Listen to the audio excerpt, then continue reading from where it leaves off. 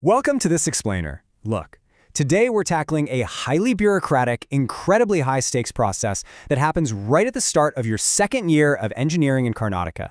Yep, we're talking about the official change of branch. If you're a first-year student desperately hoping for a different academic path, consider this your absolute survival guide. We're going to decode the exact rules, the ridiculously tight deadlines, and the absolute necessities you need to know to navigate this entire system without losing your mind. Here's our game plan for today. 1. The branch change dream. 2.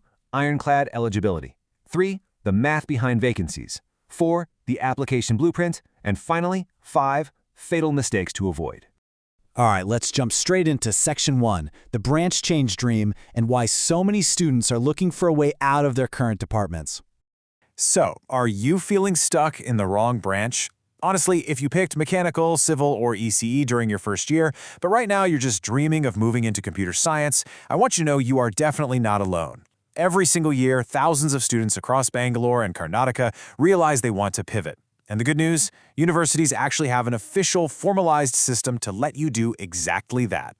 Now, people switch for all sorts of reasons, right? And rectifying a rank compromise or chasing better software placements are totally valid, practical moves. I mean, maybe you just took what you could get to secure a seat in a top college through KCET or Comediec. Or perhaps living in Bangalore, India's IT capital, has just naturally sparked a real passion for coding over the last year. It makes total sense.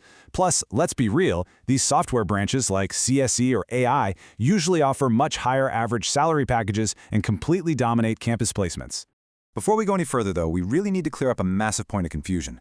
Changing your branch means you stay in the same college, hanging out with your same friends on the exact same campus. It is a purely internal shift based entirely on your first-year CGPA.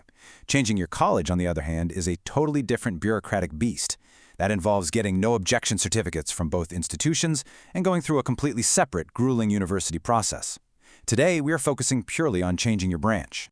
Moving on to Section 2, Ironclad Eligibility Rules. Time for a reality check to see if you're actually eligible to apply. Okay, so here's the deal. This is a strictly merit-based process determined solely by your first-year CGPA. You can't just claim it as a right. You absolutely must have passed all subjects in your first and second semesters, and you have to be eligible for your third semester by the date the official notification drops. Plus, you've got to apply exactly within the notified window, and your college has to verify it. Oh, and a very harsh reality check. If you were admitted under the supernumerary quota, or SNQ, you are unfortunately completely disqualified from changing your branch under these rules. Really let that sink in for a second. Even a single uncleared subject, just one backlog from your first year, completely disqualifies you from applying this cycle. It literally does not matter if your overall CGPA is sky high, one backlog means the door is permanently closed for an official branch change this year.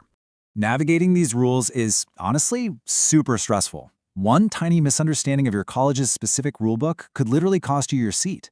So if you're feeling anxious about your exact situation, get some expert help. Seriously. Note this down. Contact 8123-417-735, MR Bharat's Education Coordinator, Direct Allotment Through Reference. They do free eligibility checks and can guide you through the whole direct allotment through reference thing to ensure you don't waste your time or your money. It's a total lifesaver. All right, Section 3. How vacancies are calculated. Let's look at the actual math that decides if your dream seat even exists. Let's geek out on the math for just a second. Here is the exact formula the university uses to compute open seats. V stands for vacancies. The university takes the approved intake for that branch, that's the I, and then subtracts the regular eligible students going into the third semester, plus any repeaters taking admission. And keep in mind, this calculation only happens after the makeup or supplementary exam results are totally finalized. So, what does this math actually mean for you in the real world? Well, it means popular branches like computer science have almost zero dropouts. People just don't leave CSE, which means vacancies are incredibly limited. In this fiercely competitive environment, your first-year CGPA is absolutely your only currency. If you're aiming for a top-tier college in Bangalore, you really need to be targeting a 9.0 or higher CGPA to even have a fighting chance. Let's transition to Section 4, the application blueprint. Here is the step-by-step timeline you must follow. Get ready for what we call the brutal 5-day window.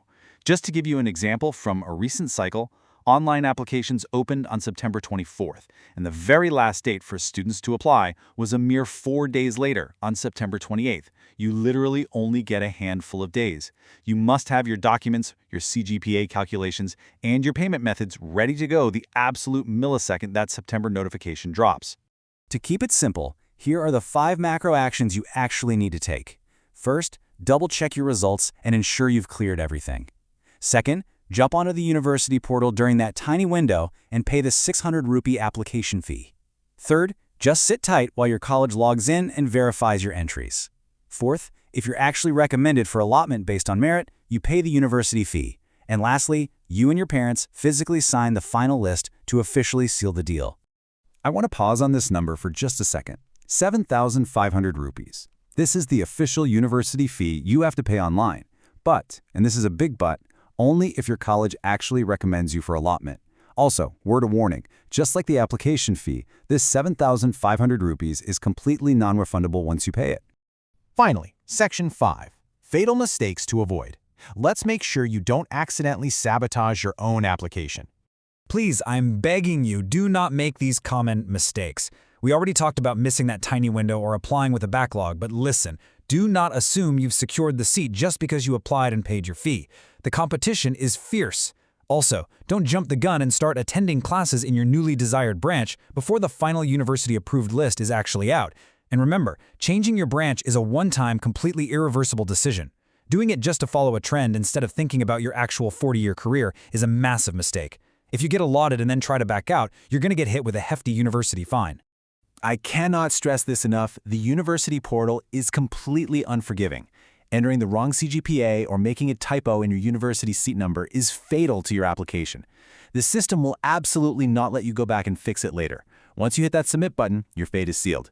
Because every single college's vacancy situation is so unique, and literally one typo can ruin your chances, you really should get some professional oversight before applying. Do not risk it.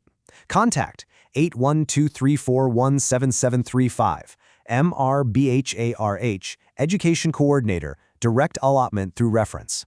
Have them review your specific situation and look at historical vacancy data before you even think about hitting submit. That notification window is going to open and slam shut before you even realize it happened. So what's it going to be? Are you ready to claim your official second chance, or are you going to let it slip right through your fingers? Don't leave your engineering career to chance. Remember, contact 8123417735, MR Bharath Education Coordinator, Direct Allotment through Reference. Take action. Thanks so much for joining me on this explainer today, and hey, best of luck out there.